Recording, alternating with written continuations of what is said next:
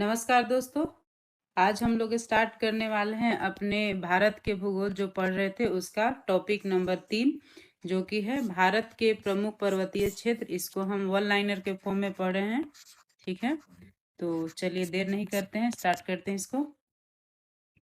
जोजिला दर्रा किस राज्य में स्थित है? तो जोजिला दर्रा जो है वो जम्मू कश्मीर में स्थित है। और ये किसको किसको जोड़ता है? ये श्रीनगर को लेह से जोड़ता है। जोजिला दर्रा किसे जोड़ता है? ये श्रीनगर को लेह से जोड़ता है। ठीक है। नाथुला और जयलेपजा दर्रा किस राज्य में स्थित है? नाथुला और जयलेपजा दर्रा किस राज्य में स्थित है? ये दोनों दोनों नॉर्थ ईस्ट के सिक्किम में स्थित है। कहाँ पे है ये सिक्किम में स्थित है। तुजू दर्रा भारत को किस देश से जोड़ता है? तुजू दर्रा किस देश से जोड़ता है भारत को? तो वो है म्यांमार से जोड़ता है। तुजू दर्रा जो है भारत को म्यांमार से जोड़ता है। पिपली घाट दर्रा किस पर्वतीय भाग में स्थित है? तो ये अरावली श्रेणी में स्थित है। जो पिपली घाट का दर्रा है वो अरावली श्रेणी में स्थित है। पालघाट दर्रा किन दो राज्यों को जोड़ता है? तो ये तमिलनाडु और केरल को जोड़ता है। जो पालघाट दर्रा है कहाँ पे है? ये दक्षिण भारत में है।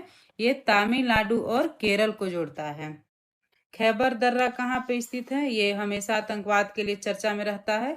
तो खैबर दर्रा जो है वो पाकिस्तान में स्थित है। ठीक है, खैबर दर्रा कहाँ में स्थित है? ये पाकिस्तान में स्थित है। खैबर दर्रा किन दो देशों को जोड़ता है? तो ये पाकिस्तान और अफगानिस्तान को जोड़ता है। मध्य एशिया से जो लोग आर्य भारत आए थे इसी दर्रे से होकर के आए थे। ठीक है, कौन किसके किसके बीच में ये जोड़ता है? ये पाकिस्तान और अफगानिस्तान के बीच में स्थित है। सिपकिला, बाराला और पचाला दर्रे किस राज्य में स्थित है? तो ये तीनों के तीनों हिमाचल प्रदेश में स्थित है। कौन कौन? सिपकिला, बाराला और पचाला दर्रे तीनों क्या है? हिमाचल प्रदेश में स्थित है। बुर्जिला दर्रा किस राज्य में स्थित है? जोरजिला बुर्जिला दोनों है जम्मू कश्मीर में। ठीक है। अब है कि नाथुला दर्रा किन दो देशों को जोड़ता है? तो नाथुला दर्रा जो है वो भारत और चीन को जोड़ता है। भारत और चीन को ये जोड़ता है। सिपकिला दर्रा किस नदी घाटी में पड़ता है? तो ये सतलज नदी घाटी में पड़ता है। सिपकिला दर्रा जो है वो सतलज नदी घाटी में पड़ता है। जवाहर सुरंग का नाम किस दर्रे को दिया गया है? ठीक है, जवाहर सुरंग अब किसके जाना जाएगा? बनिहाल दर्रे को जवाहर सुरंग के नाम से जाना जाएगा। आगे बढ़ते हैं। नासिक और मुंबई को कौन सा दर्रा जोड़ता है? ये बार बार क्वेश्चन आया हुआ है। नासिक और मुंबई को थालघाट दर्रा जोड़ता है। नासिक और मुंबई को थालघाट दर्रा जोड़ता है। अब देखिए कि थालघाट, पालघाट और भोरघाट दर्रा जो है कौन से पर्वत श्रृंखला में स्थित है? तो यह है पश्चिमी घाट में स्थित है। तीनों के तीनों पश्चिमी घाट में स्थित है। थालघाट, पालघाट और भोरघाट। आर्यों ने किस दर्रे से होकर के भारत में प्रवेश किया था? अभी मैंने आपको बताया खैबर दर्रे से होकर के आया था, जो कि पाकिस्तान और अफगानिस्तान के बीच स्थित है। बोमडिला दर्रा किस राज्य में स्थित है? तो ये अरुणाचल प्रदेश में स्थित है। बोमडिला दर्रा कहाँ में स्थित है? अरुणाचल प्रदेश में है। आफिल दर्रा किस पर्वत श्रेणी में स्थित है? तो आफिल दर्रा किस में है? जम्मू कश्मीर के काराकोरम में स्थित है ये आफिल दर्रा। आफिल दर्रा किन दो देशों को जोड़ता है? तो ये है भारत और चीन को जोड़ता है। आफिल दर्रा जो है भारत और चीन को जोड़ता है, जो कि काराकोरम श्रेणी में स्थित है। चांगला दर्रा किस किस को जोड़ता है? तो ये लद्दाख को तिब्बत से जोड़ता है। लद्दाख को तिब्बत से जोड़ता है। दिहांग दर्रा किस राज्य में स्थित है? तो ये अरुणाचल प्रदेश में स्थित है। दिहांग दर्रा जो है अरुणाचल प्रदेश में स्थित है। चलिए थोड़ा सा देख लेते हैं हम लोग। रोहतांग दर्रा किस राज्य में स्थित है? तो रोहतांग दर्रा है हिमाचल प्रदेश में है। पढ़ा है हमने। रोहतांग दर्रा कहाँ में है? हिमाचल प्रदेश में है। थांगला दर्रा कहाँ स्थित है? तो यह है लद्दाख के जम्मू कश्मीर में। थांगला दर्रा कहाँ में है? लद्दाख के जम्मू कश्मीर में। जम्मू को श्रीनगर से कौन जोड़ता है? तो यह है पीर पंजाल। जम्मू को श्रीनगर से कौन जोड़ता है? पीर पंजाल। और लिपू लेख दर्रा कहाँ स्थित है? ये उत्तरांचल में स्थित है। ठीक है, जिसको आज के डेट में उत्तराखंड बोलते हैं। अब चलिए इसको कौन सा मिलान सुमेलित नहीं है कि देख लेते हैं। तो इसमें जो पहला वाला है नाथुला दर्रा ये सही नहीं है। ये कहाँ में स्थित है? अरुणाचल की जगह ये सिक्किम में स्थित है। ठीक है, ये सिक्किम में स्थित है। चलिए आगे बढ़ते हैं, बाकी क्लियर है। लिपुलेख उत्तराखंड में स्थित है। रोहतांग हिमाचल प्रदेश में। पालघाट केरल में स्थित है। चलिए वही दिया हुआ है, आगे बढ़ते हैं। माना दर्रा कहाँ स्थित है? माना दर्रा कहाँ में है? ये उत्तराखंड में स्थित है। माना दर्रा भी उत्तराखंड में ही स्थित है। लिपुलेख भी उत्तराखंड में ही है, माना भी उत्तराखंड में ही है। हिमालय में हिम रेखा किस बीच में स्थित है, यानी किसने कितने बीच में है? पहले भी हम लोगों ने इसको पढ़ा था कल भी।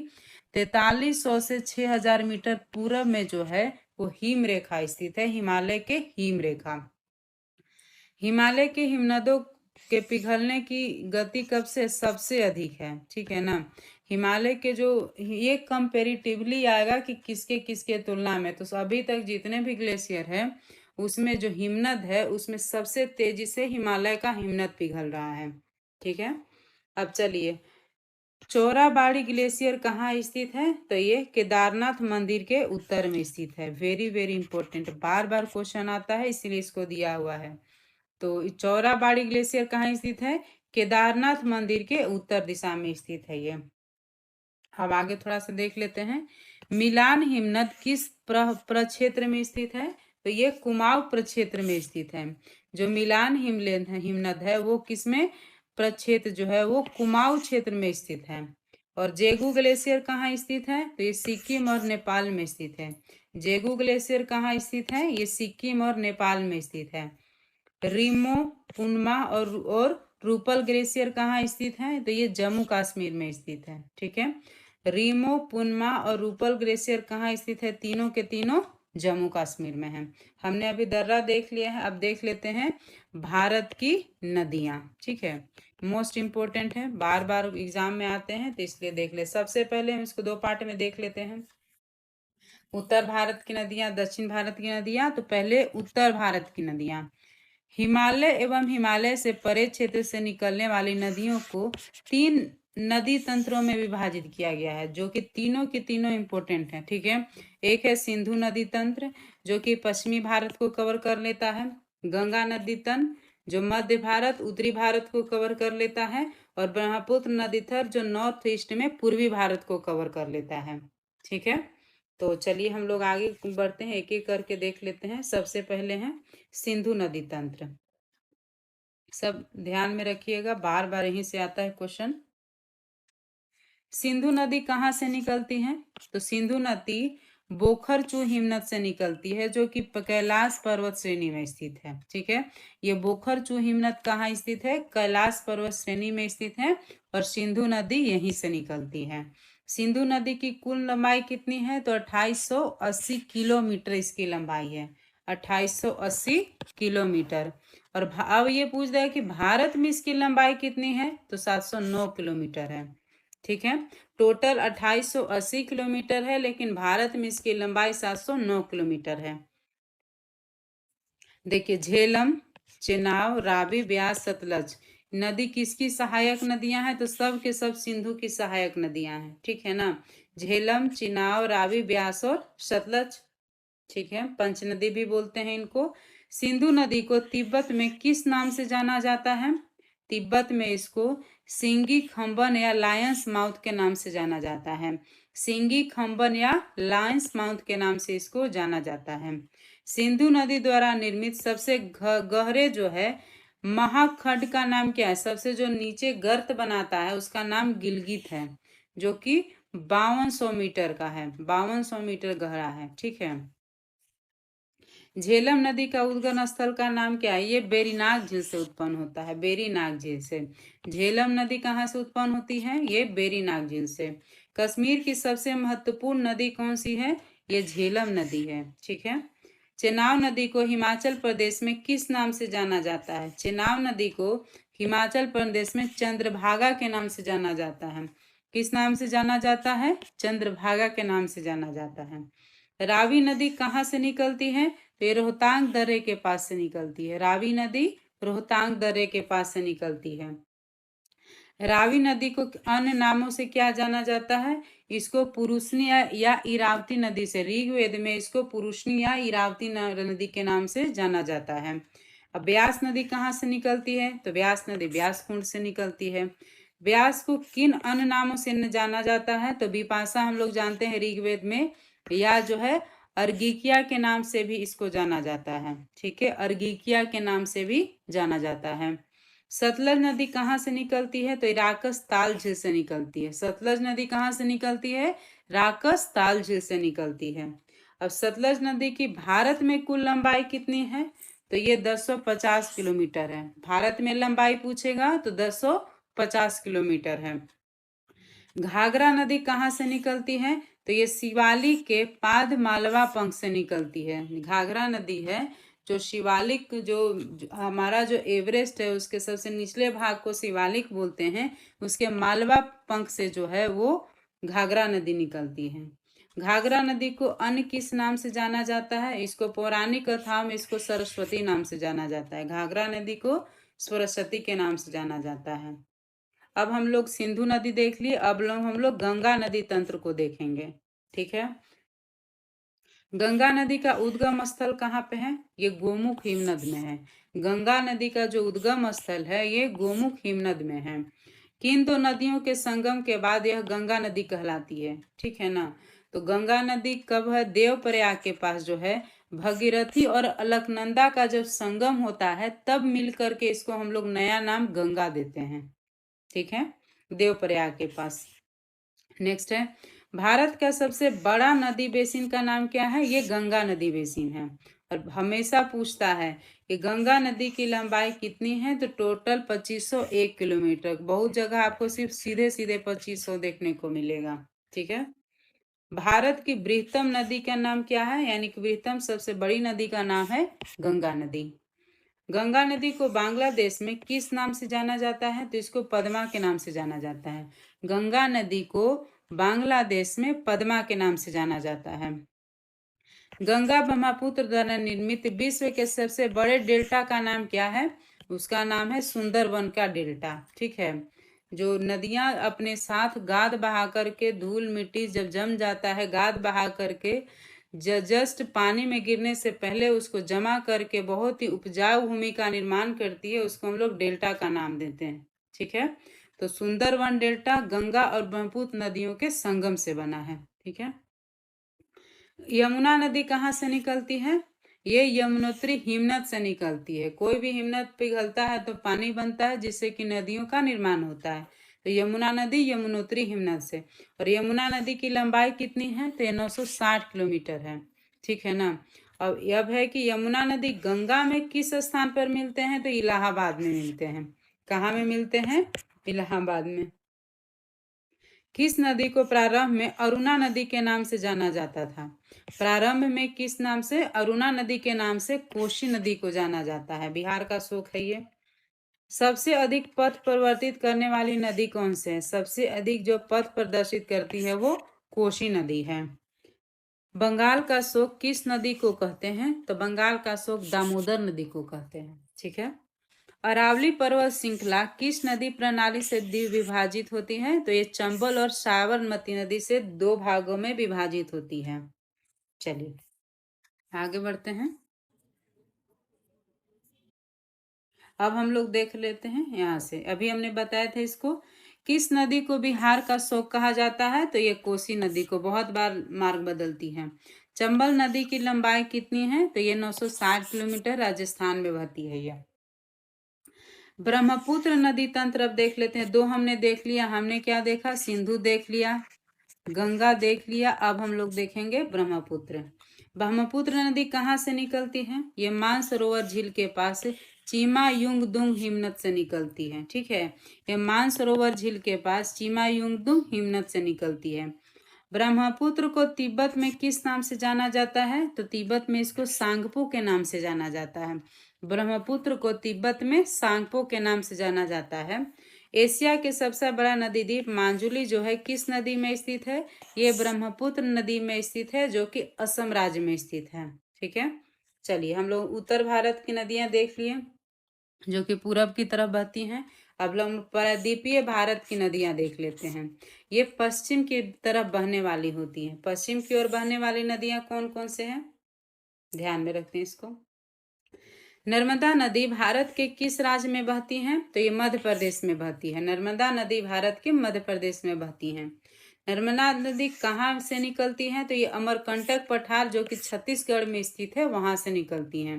नर्मदा नदी मध्य प्रदेश में स्थित है, निकलती कहाँ से है? अमरकंटक के पठार जो कि छत्तीसगढ़ में स्थित है उससे निकलती है। और इसकी कुल लंबाई कितनी है? तो ये 1300 किलोमीटर है। नर्मदा नदी की कुल लंबाई कितनी है? 1300 किलोमीटर। नर्मदा नदी जिस घाटी से होकर गुजरती है उसको क्या कहते हैं? उसको विभ्रंश घाटी कहते हैं, जिसको जिसको रिफ्ट वैली बोलते हैं। नर्मदा नदी गिरती कहाँ है? ये पश्चिम में कौन है? खंबात की खाड़ी है, तो खंबात की खाड़ी में गिरती है। अब है कि ताप्ती नदी कहाँ से निकलती है? ठीक है, तो ताप्ती नदी जो है सतपुरा श्रेणी से निकलती है। तो अब ताप्ती नदी जान रहे हैं तो इसकी लंबाई कितनी है? तो इसकी लंबाई 700 किलोमीटर है। ताप्ती नदी की लंबाई 700 किलोमीटर है। और ताप्ती नदी भी किस घाटी से गुजरती है? तो ये भी विभ्रंश घाटी से गुजरती है। ठीक है, ताप्ती नदी भी विभ्रंश घाटी से होकर गुजरती है। ताप्ती नदी अपना मुहाना कहाँ बनाती है? ठीक है, सूरत शहर के नीचे बनाती है, सूरत के जस्ट नीचे बनाती है। अब नेक्स्ट है, शरावती नदी कहाँ से निकलती है? ठीक है, शरावती नदी सिमोंग जिला कर्नाटक से निकलती है। शरावती नदी सिमोंग जिला कर्नाटक से निकलती है। गरसोपा जलप्रपात या गरसोपा जलप्रपात दोनों एक ही हैं। ठीक है, किस नदी पर स्थित है? तो यही है, शरावती नदी पर स्थित है। ठीक है ना, इसको कभी कभी कहीं कहीं पढ़ने में महात्मा गांधी जलप्रपात भी इसी को बोलते हैं। ठीक है, भारत की लवण नदी के नाम से किस नदी को जाना जाता है? इसको लूनी नदी के नाम से जाना जाता है। भारत की जो लवण नदी है उसको लूनी नदी को ही बोलते हैं। अब है कि लूनी नदी किसमें गिरती है? तो ये कच्छ के रण में विलुप्त हो जाती है, गिरती नहीं, वहां पे जा करके ये गायब हो जाती है, अंदर ही अंदर बालू में। साबरमती नदी कहाँ गिरती है? तो ये खंभात की खाड़ी में गिरती है। बनास नदी कहाँ गिरती है? तो ये कच्छ के रण में गिरती है। ठीक है, अब माही नदी कहाँ गिरती है? तो ये खंभात की खाड़ी में गिरती है। ध्यान में रखिएगा, इंपॉर्टेंट है कि पश्चिम की ओर बहने वाली नदियां जो है डेल्टा का निर्माण नहीं करती, क्योंकि वो अपने साथ बहुत सारा मिट्टी और अन्य जो खरपतवार बहाकर नहीं ले जाती, जिसके कारण वो डेल्टा का निर्माण नहीं करती है, वो पहाड़ी क्षेत्रों से गुजरती है। चलिए, अब हम लोग पूरब की ओर बहने वाली नदियां हैं। प्रायद्वीपीय भारत में दो तरह की हैं, एक पश्चिम में गिरने वाली नदियां, एक पूरब में गिरने वाली नदियां, यानी कि अरब सागर में एक और एक है बंगाल की खाड़ी में। अब हम लोग देख लेते हैं पूरब की ओर बहने वाली, यानी कि बंगाल की खाड़ी में गिरने वाली नदियों को समझते हैं। गोदावरी नदी कहाँ से निकलती है? तो ये नासिक महाराष्ट्र से निकलती है। जो गोदावरी नदी है ये नासिक महाराष्ट्र से निकलती है। गोदावरी नदी गिरती कहाँ है? तो ये बंगाल की खाड़ी में गिरती है। क्लियर है? दक्षिण भारत या प्रायद्वीपीय भारत की सबसे बड़ी नदी कौन सी है? दक्षिण भारत भी और प्रायद्वीपीय भारत भी, यह है गोदावरी नदी है। वृद्ध गंगा के नाम से किसे जानते हैं हम लोग? ये वृद्ध गंगा के नाम से हम लोग गोदावरी को जानते हैं।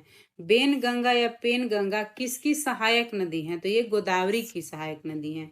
सहायक नदियों से मिलकर ही, कहीं छोटी छोटी सहायक नदियों से मिलकर ही बड़ी नदी का निर्माण होता है। तो वेन गंगा और पेन गंगा सहायक नदी है गोदावरी की। और कावेरी नदी कहाँ से निकलती है? तो यह है ब्रह्मगिरी श्रेणी से। ये कावेरी नदी कहाँ से निकलती है? ये ब्रह्मगिरी श्रेणी से निकलती है। देख लेते हैं। और कावेरी नदी गिरती कहाँ पे है? तो कावेरी नदी गिरती है बंगाल की खाड़ी में। ठीक है, पूरब की तरफ बहती है तो बंगाल की खाड़ी में गिरती है। VVI क्वेश्चन है, कावेरी जल विवाद मुख्यतः किन दो राज्यों के मध्य स्थित है? बार बार क्वेश्चन आता है यहाँ से, कर्नाटक और तमिलनाडु से, कर्नाटक और तमिलनाडु से। दक्षिण भारत की गंगा, वेरी वेरी इंपॉर्टेंट, दक्षिण भारत की गंगा कि किस नदी को जाना जाता है? तो यह है कावेरी नदी को जाना जाता है। कृष्णा नदी कहाँ से निकलती है? तो कृष्णा नदी महाबालेश्वर से निकलती है। कृष्णा नदी कहाँ से निकलती है? ये महाबालेश्वर से निकलती है। कृष्णा नदी गिरती कहाँ पे है? कृष्णा नदी बंगाल की खाड़ी में गिरती है। पेनार बेसिन कहाँ स्थित है? पेनार बेसिन कृष्णा और कावेरी नदी के बीच में स्थित है। महानदी कहाँ से निकलती है? तो महानदी छत्तीसगढ़ बेसिन से निकलती है। ठीक है। और महानदी गिरती कहाँ है? तो ये बंगाल की खाड़ी में गिरती है। गंगा नदी किसका उदाहरण है? ये पूर्ववर्ती अपवाह का उदाहरण है। पूर्ववर्ती अपवाह का उदाहरण गंगा नदी है। बांग्लादेश में गंगा नदी को किस नाम से जाना जाता है? तो ये पद्मा के नाम से जाना जाता है। किस नाम से जानते हैं इसको? पद्मा के नाम से जानते हैं। अब है भगीरथी नदी कहाँ से निकलती है? तो ये गोमुख से निकलती है। ऑप्शन ए इसका सही है। चलिए आगे बढ़ते हैं। भगीरथी जो है गंगोत्री से 19 किलोमीटर दूर शिवलिंग शिखर के नीचे गोमुख हिमनद से निकलती है। देवप्रयाग के पास अलकनंदा भगीरथी मिलकर गंगा के नाम से प्रवाहित होती है। चलिए आगे बढ़ते हैं। दामोदर जिसकी सहायक नदी है वो क्या है? हुगली की सहायक नदी है। ठीक है ना। हुगली कहाँ में है? कोलकाता में है। निम्नलिखित में से किस नदी का उद्गम स्थल भारत में नहीं है? ठीक है ना। तो भारत में नहीं है किसका? ये सतलज नदी का है। हम लोग नदी तंत्र देख लिए हैं। अब नेक्स्ट वाला जो वीडियो आएगा इसमें हम लोग भारत के प्रमुख जलप्रपात पढ़ लेंगे, इंपॉर्टेंट है। तो चलिए आप लोग पढ़ते रहिए, आगे बढ़ते रहिए।